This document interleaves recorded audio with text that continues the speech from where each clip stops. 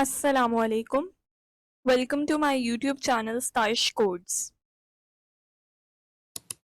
The topic of today's video is identity operators in Python. So let's deeply dive into what are they. Coming towards our next operators जो कि हैं identity और operators और identity operators को भी Python में special operators बोला जाता है. In Python, is and is not are used to check if two values are located at the same memory location. Basically होता क्या है, होता ये है कि पाइथन में जो है इज और इज नॉट, यानी आप इसको नॉट इज नहीं लिख सकते, it is a keyword. Is और इज नॉट दो कीवर्ड्स हैं जो कि आइडेंटिटी ऑपरेटर्स हैं. ठीक है, they are use to check, basically ये चेक करते हैं कि क्या जो दो वैल्यूज हैं वो सेम मेमोरी लोकेशन पे स्टोर है कि नहीं. फॉर एग्जाम्पल, इफ आई से ए इज इक्वल बी, तो होता क्या है कि बी की में जो स्टोर्ड वैल्यू है, फॉर एग्जाम्पल बी में हमारे पास स्टोर्ड है 4, ठीक है, और ए में हमारे पास स्टोर्ड है 2.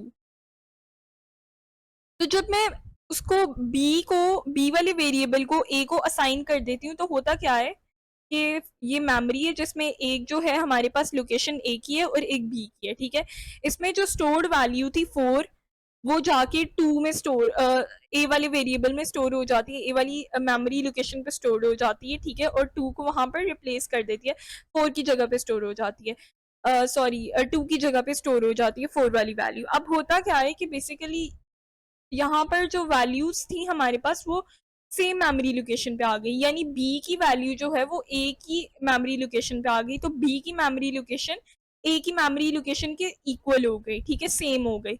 तो ऐसे केस में आइडेंटिटी ऑपरेटर क्या करेगा कि हमें ट्रू रिटर्न करके देगा. ठीक है,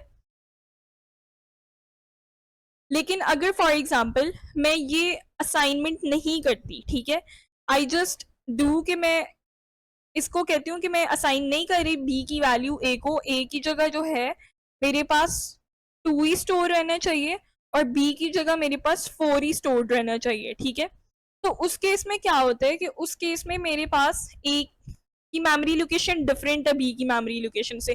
जो वैल्यू बी की मेमोरी लोकेशन पे स्टोर्ड है उसकी लोकेशन डिफरेंट है ए वाली स्टोर्ड वैल्यू, ए में जो वैल्यू स्टोर्ड है उसकी मेमोरी लोकेशन से.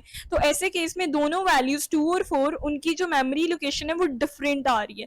तो ऐसे केस में जो है मुझे इंटरप्रेटर जो है, अगर मैं कहती हूँ कि ए इज बी, तो वो मुझे फॉल्स रिटर्न कर देगा. ठीक है, कि ए और बी में जो स्टोर्ड वैल्यूज हैं उनकी मेमोरी लोकेशन सेम नहीं है. ठीक है, तो ये मुझे फॉल्स रिटर्न करेगा. ऑल्सो अगर मैं इज नॉट करती हूँ तो ऐसे केस में मुझे जो है वो ट्रू रिटर्न करेगा, क्योंकि इज नॉट का मतलब ये है, अगर मैं बोलती हूँ कि ए इज नॉट बी, ठीक है, तो ऐसे केस में हमें पता है कि ए और बी की जो मेमोरी लोकेशन है, अगर हम सिर्फ इसी सिचुएशन को एज्यूम करें, तो मुझे पता है कि जो ए में स्टोर्ड वैल्यू है, ठीक है, उसकी मेमोरी लोकेशन डिफरेंट है बी में स्टोर्ड वैल्यू से. ठीक है, तो ऐसे केस में वो मुझे ट्रू रिटर्न करेगा, क्योंकि ऑलरेडी हमने बोल दिया कि ए और बी की जो मेमोरी लोकेशन है वो सेम नहीं है. ठीक है, तो ये मुझे ए इज नॉट बी पे ट्रू रिटर्न करेगा. ठीक है, so this was about identity operators, और इसको डिटेल में जो है हम कोलैब में चेक करते हैं. Now let's discuss about some tricky case in identity operators. Identity operators में ना एक बहुत tricky case आ जाता है. हम लोग ये समझते हैं कि आइडेंटिटी ऑपरेटर्स की बेसिक डेफिनेशन ये है कि सेम वैल्यूज को चेक करना कि वो सेम मेमोरी लोकेशन पे स्टोर्ड हैं कि नहीं. ठीक है, इसका मतलब ये नहीं है कि वैल्यूज जो हैं वो सेम होनी चाहिए, नहीं, values should be stored on same memory location. अगर वैल्यू डिफरेंट हैं भी, for example I have here 5 and I have here 2, ठीक है, तो मैं अगर उन्हें सेम लोकेशन जो है वो असाइन कर देती हूँ असाइनमेंट ऑपरेटर की मदद से, तो मेरे पास जो आंसर रिटर्न हो के आएगा आइडेंटिटी ऑपरेटर का, दैट वुड बी ट्रू, क्योंकि इस केस में मैंने बी में जो स्टोर्ड वैल्यू है उसको ए की मेमोरी लोकेशन असाइन कर दी है, तो दोनों की दोनों की जो है वेरिएबल्स की मेमोरी लोकेशन सेम हो गई है. ठीक है, बट होता क्या है कि यूजुअली स्टूडेंट्स क्या करते हैं कि they confuse it with equal to operator, ठीक है। वो आइडेंटिटी ऑपरेटर को इक्वल टू के ऑपरेटर के साथ कंफ्यूज कर देते हैं। वो ये कहते हैं कि जो वैल्यूज हैं वो दोनों सेम होनी चाहिए। नहीं, वैल्यूज शुडंट बी सेम, ठीक है। वैल्यूज की मेमोरी लोकेशन सेम होनी चाहिए आइडेंटिटी ऑपरेटर के केस में, और इक्वल टू के ऑपरेटर के केस में हमारे पास जो है वो वैल्यूज सेम होनी चाहिए। अब फॉर एग्जांपल मैं यहाँ पर करती हूँ 2, ठीक है, दोनों को सेम कर देती हूँ। मैं यहाँ से इक्वल टू का ऑपरेटर रिमूव कर देती हूँ। For example I comment out here, ठीक है। पहले मैं इक्वल टू का ऑपरेटर लगाऊंगी, दोनों की वैल्यू सेम है तो मेरे पास आंसर जो है वो रिटर्न होके आना चाहिए ट्रू, ठीक है। क्योंकि मेरे पास जो है मेंबरशिप सॉरी जो इक्वल टू ऑपरेटर है वो ये चेक करता है कि वैल्यू सेम होनी चाहिए वेरिएबल्स में स्टोर्ड। तो मेरे पास आंसर जो आ रहा है वो ट्रू आ रहा है, ठीक है।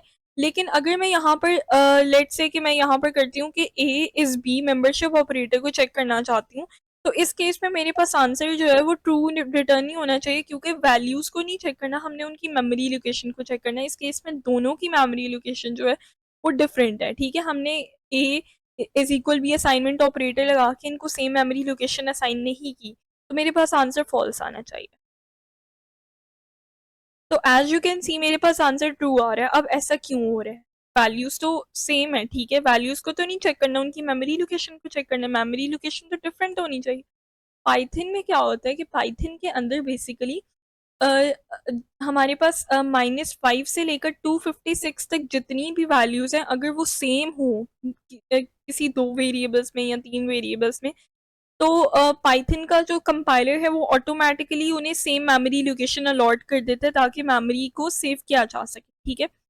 अगर मैं यहाँ पर 256 लेती हूँ और फिर 256 लेती हूँ और मैं उसको चेक करती हूँ, तो मेरे पास आंसर ट्रू रिटर्न होके आएगा। इस केस में क्या होगा कि मेमोरी में बी को भी 256 जो है उसको भी सेम मेमोरी लोकेशन अलॉट होगी जो ए वाले वेरिएबल में स्टोर्ड वैल्यू को है, ठीक है। ये ऑटोमेटिकली पाइथन का कंपाइलर हमारी मेमोरी को सेव करने के लिए कह रहा है। लेकिन अगर मेरे पास कोई बड़ी वैल्यू फॉर एग्जांपल 300, तो इस केस में मेरे पास अगर मैं दोनों को सेम वो असाइन कर देती हूँ, तो मेरे पास जो आंसर रिटर्न होके आना चाहिए दैट वुड बी फॉल्स। तो एज यू कैन सी यहाँ पर मेरे पास फॉल्स रिटर्न होके आ रहा है, ठीक है। तो never confuse it with an equal to operator जिसमें हम वैल्यू सेम होने को चेक करते हैं और यहाँ पर हम लोग मेमोरी लोकेशन सेम होने को चेक करते हैं, ठीक है। लेकिन पाइथन पाइथन का कंपाइलर जो है वो -5 से लेकर 256 तक की वैल्यूज को ऑटोमेटिकली जो है सेम मेमोरी लोकेशन अलॉट करता है। तो that confuses a lot. So thank you. If you have any queries, comment down below. और this was all about today. Next video में हम लोग स्ट्रिंग्स को देखेंगे और स्ट्रिंग्स पे परफॉर्म होने वाले ऑपरेशंस वगैरह सब कुछ डिटेल में देखेंगे। तो फिर हम लोग कंडीशनल स्टेटमेंट्स को देखेंगे। And please if you like the video then please click on the like button, share and subscribe.